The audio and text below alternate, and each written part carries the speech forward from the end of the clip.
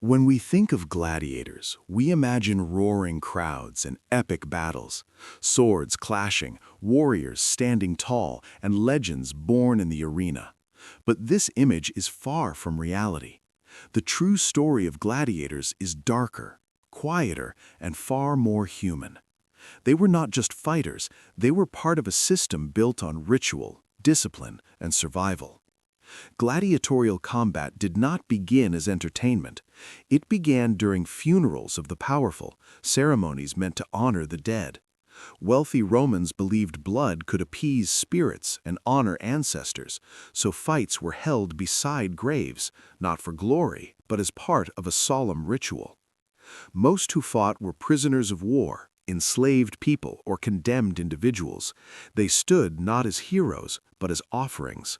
Their survival was uncertain, and their lives controlled by others.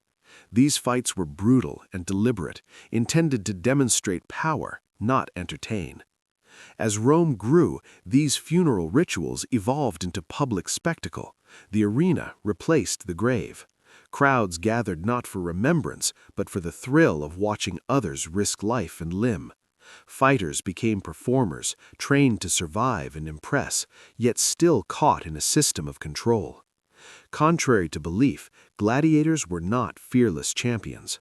Most lived under strict supervision, enduring punishing training routines and diets. They practiced relentlessly, learning to move, strike, and defend with precision. Every fight was a test of survival, and even staged combats could turn deadly. Victory did not guarantee freedom, fame was fleeting, and death was common. Yet their courage was real. Every stand in the arena reflected human resilience and the will to survive under extreme circumstances. Their stories are not fantasy heroism, but survival, endurance, and exploitation. Understanding gladiators' real lives helps us see ancient Rome more clearly. They were athletes, entertainers, and victims. The blood, the sand, and the discipline tell a story of humanity caught in a complex, often cruel society.